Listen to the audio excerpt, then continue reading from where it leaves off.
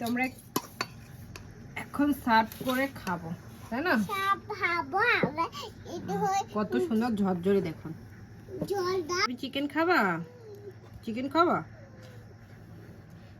ঝাল হয়েছে? ভালো। নমস্কার বন্ধুরা, আবার একটা নতুন ভিডিও নিয়ে চলে এসেছি। আমার রেগুলার যে ভিডিও দেখেন আপনারা সবাই, তো জানেন কালকে আমি একটা মাংসের রেসিপি আপনাদের সঙ্গে শেয়ার করেছি। কিন্তু আমরা মাংসটা রান্না করেছি, কিন্তু রাত্রে কিন্তু হঠাৎ করে আমাদের একটা নিমন্ত্রণ পড়ে যায়, আর মাংসটা কিন্তু সেইভাবেই ধরা রয়েছে।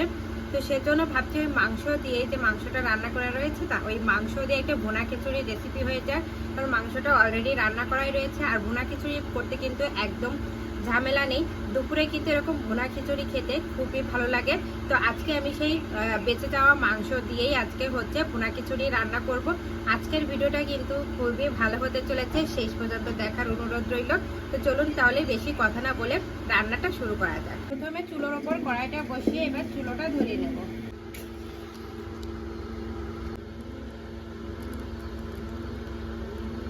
বন্ধুরা, চুলাটা ভালোভাবে ধরে গেছে, কড়াইটা গরম হয়ে গেছে। কড়াইয়ের ভেতরে বেশ খানিকটা পরিমাণ তেল দিয়ে দেবো।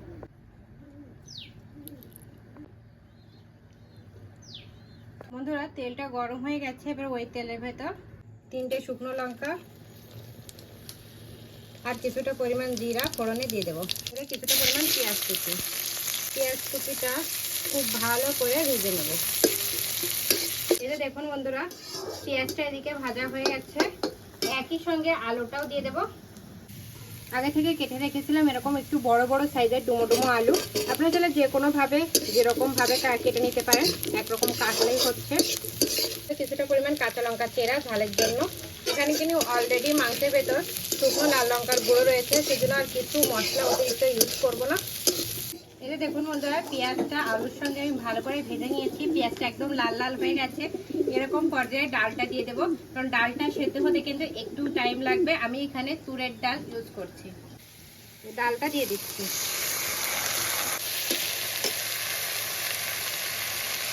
অল্প একটু হলুদ গুঁড়ো, স্বাদ মতো লবণ দিয়ে এবার পরিমাণ মতো জল দিয়ে দেবো, যাতে ডাল আর আলুটা সেদ্ধ হয়।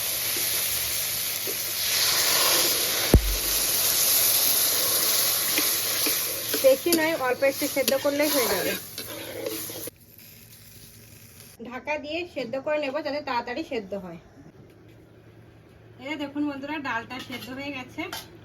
দেখুন অল্প অল্প কিন্তু কাঁচা রয়েছে, কিন্তু এরকম এতটাই কিন্তু কাঁচা রাখতে হবে। দেখুন একদম বেশি যে একদম সেদ্ধ হয়ে গেছে সেটা নয়, একটু দানা দানা রয়েছে। এরকম পর্যায়ে মাংস আর চালটা দিয়ে দেবো। দেখুন কত খানিকটা মাংস রয়েছে, এই মাংসটা দিয়ে দিচ্ছি।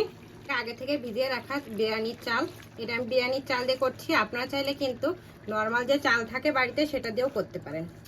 চাল আর মাংসটা দিয়ে আলতো হাতে একটু নাড়িয়ে চাড়িয়ে দেব। এখানে কয়েক কোয়া গোটা রসুন দিচ্ছি। দেখুন রসুনটা বেছে নিয়েছি, কোয়া রসুনটা দিয়ে দেবো। কোয়া রসুনটা দিলে না এই ভুনা খিচুড়ির টেস্টটা দেখবেন খুবই ভালো আসবে।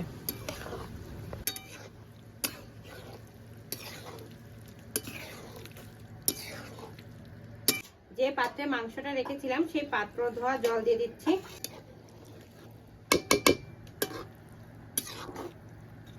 এবার লো ফ্লেমে এটা ঢাকা দিয়ে সেদ্ধ করে নেব।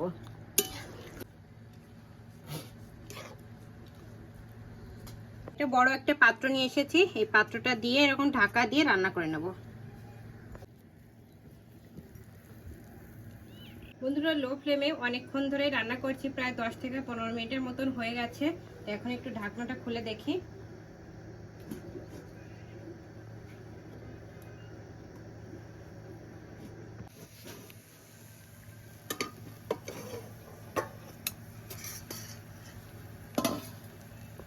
দেখুন বন্ধুরা, একদম ঝরঝরে কত সুন্দর হয়েছে।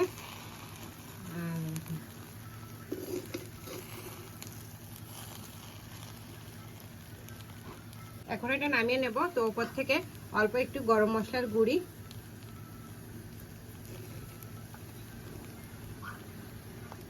সঙ্গে কিছুটা ফ্রেশ ধনিয়া পাতার কুচি, সব মশলা আর ধনিয়া পাতার কুচিটা দিয়ে ভালো করে মিশিয়ে নামিয়ে নেব।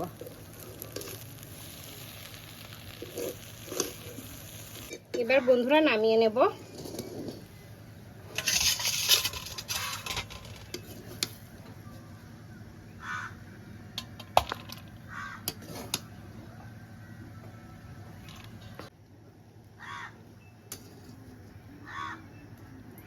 এই যে দেখুন বন্ধুরা, আমি আর ডুগ্গু সোনা খেতে বসে গেছি ভুনা খিচুড়ি খাবো বলে। ওই যে আমাদের ডুগ্গু সোনা ফ্রির পর বসে রয়েছে না, এখন খাবে তো। দেখুন বন্ধুরা কত সুন্দর হয়েছে কালারটা, দেখুন একদম ঝরঝরে একদম ভুনা খিচুড়ি। দেখেছেন, বেঁচে যাওয়া মাংস দিয়ে বানানো, কেউ বলবে এত সুন্দর হয়েছে।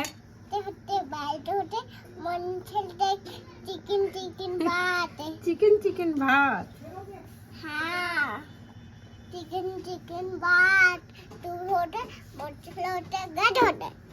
তোমরা এখন সার্ভ করে খাবো, তাই না?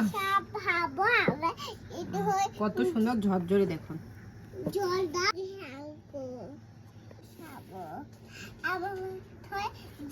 তুমি চিকেন খাবা? চিকেন খাবা? ঝাল হয়েছে? কেন ভালো? মাংসটা আগে থেকেই কুক ছিল তো, সেই জন্য অতটা টাইম লাগেনি, একদম ঝটপট রান্নাটা হয়ে গেছে।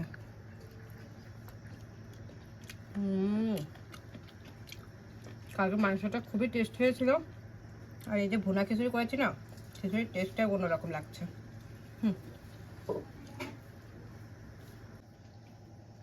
না না ডুগ্গু, ওইখানে বসবা তাই তো, বসো।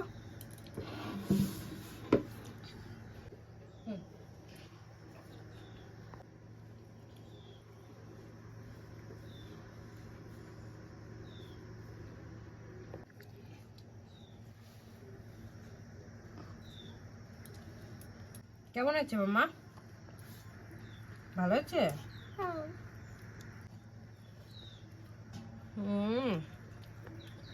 খিচুড়িটা জাস্ট ফাটাফাটি।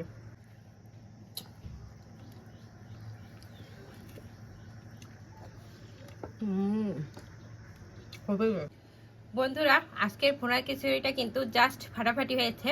আপনারা কিন্তু এরকম বাড়িতে এরকম মাংস টাংস রান্না হলে থেকে যায়, তো এইভাবে ভুনা খিচুড়ি বানিয়ে খাবেন আর আমাকে কমেন্ট করে জানাবেন কেমন হয়েছে।